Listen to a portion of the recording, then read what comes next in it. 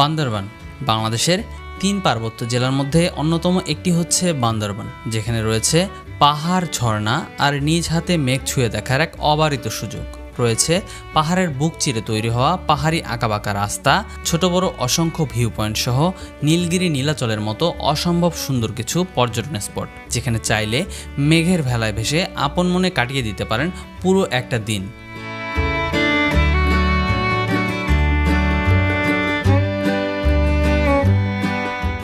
এছাড়াও দেখাবো বান্দরবানের অন্যতম একটি পর্যটন স্পট মেঘলাসহ সনাতন ধর্মাবলম্বীদের তীর্থস্থান স্বর্ণ মন্দির ও শৈলপ্রতাপ ঝর্ণার আসল সৌন্দর্য।